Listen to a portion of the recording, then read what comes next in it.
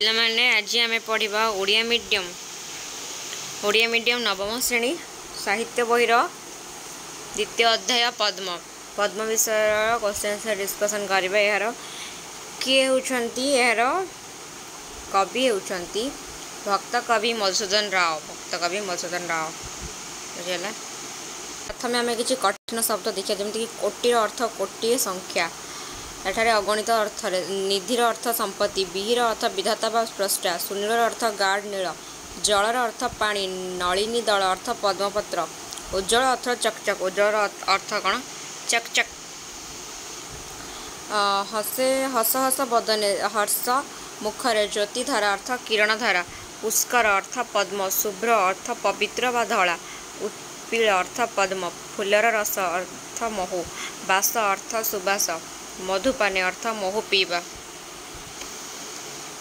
मत अर्थ उन्मत्त और उल्लसित प्राण अर्थ प्राण प्राण अर्थ कौन प्राण श्वेत अर्थ धला तनु अर्थ शरीर बुझेगा।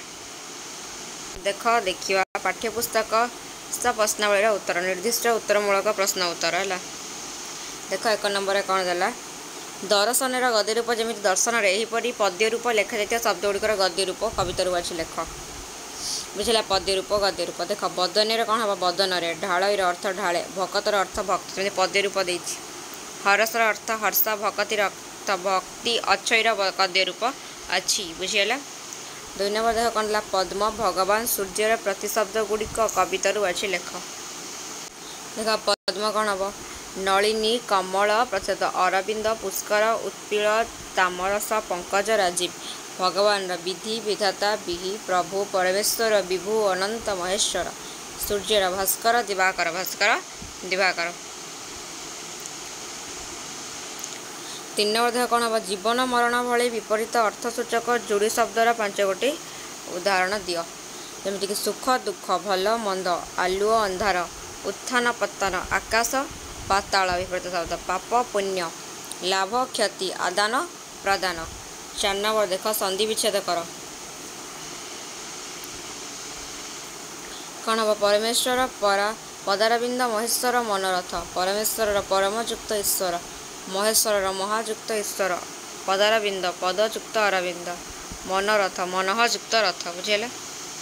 5 नंबर कौन हम कवितार केउ शब्द एकाधिक थर व्यवहार कर लेख ढल तो हस तू से तुही अमृत पद्म दर्शन मधु प्रेम पवित्र नाम अरविंद शुभ्र सादा मन। 6 नंबर अर्थगत पार्थक्य दर्शाई निम्नोक्त समालोचित शब्द गुड़िकर सार्थक वाक्य व्यवहार कर बास बास बर बर कर मर उपमा उपमा जोग जोग। देख कौन बास अर्थ कौन गृह बासच्युत लोकों थैतान करने सरकार बहुविध योजना करछंती बास वस्त्र पिंधा बास प्रत्यक्ष परिवर्तन करने आवश्यक बुझेगा। तब देख बर बरर अर्थ आशीर्वाद ब्रह्मांक वरे बलियान हुई महिषासुर इंद्र चंद्र मानिला बर आ गए बर अर्थ कौन वृक्ष विशेष माने बर गछर डाल पक्षी माने बसा बांधी थांती। कर अर्थ गोटे हाथ बहु लोकंकर बाम कर दक्षिण कर अपेक्षा अधिक दक्ष आ गोटे कर माने खजना से 2 वर्ष अदाई नहांती बुझेगा। उपमार अर्थ सुधीर प्रस्तुत खाद्य प्रिसा जमीक मत उपमा खावा को भल लगे आ गए उपमार अर्थ कौन अर्थालंकार माने कवि सम्राट उपेन्द्र भंजों काव्य गुड़िकर उपमार बहुल प्रयोग देखा मिले बुझेगा।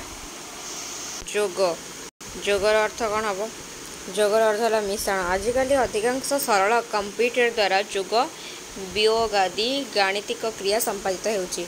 जोगर अर्थ शारीरिक क्रिया बाबा रामदेव प्रदर्शित जोग संप्रति लोकप्रिय होबार लगी।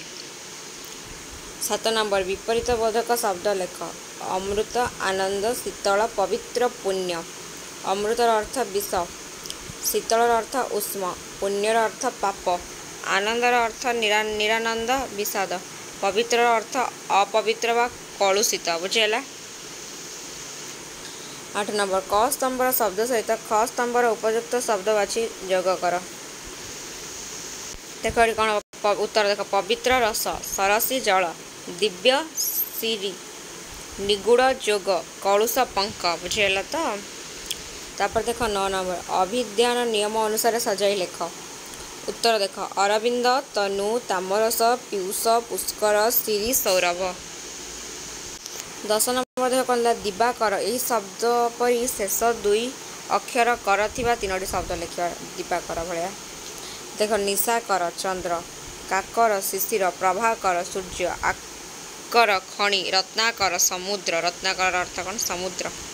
देख 11 नंबर कौन हम सुमनहर यही भली सु लगाई 5 गुड़ी शब्द लेख। सुच सुढल सुकोमल सुकांति सुलोचना सुकर्म।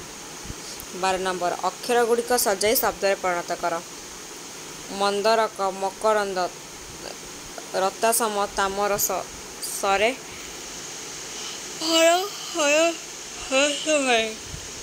रोहनम मनोहर बुझेगा। क्षुद्र उत्तरमूलक प्रश्न उत्तर।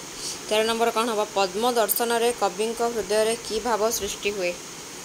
उत्तर पद्मर स्पंदन रे कवि हृदय पुण्य आनंद रे अमृतमय हो उठे बुझेगा।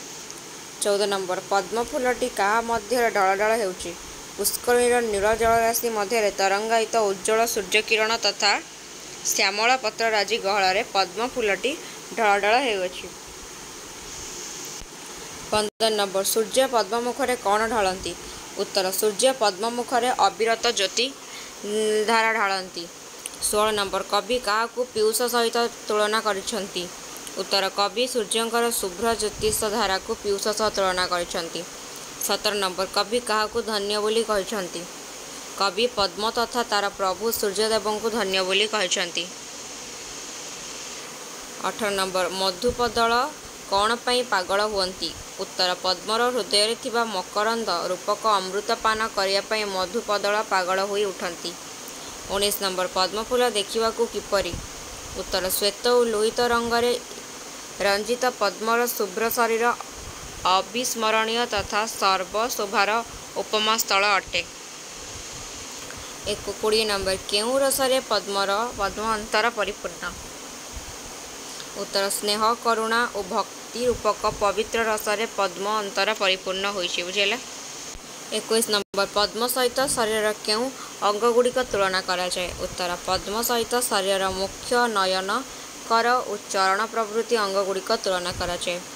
22 नंबर शरीर केउ केउ अंग पद्म नाम सहित मिसी थाए। उत्तर शरीर मुख लोचन हस्त पादादि अंग गुड़िक पद्म नाम सहित मिसी थाए। 23 नंबर सत्य शिव सुंदर किए। उत्तर परमेश्वर ही सत्य शिव सुंदर अटंती।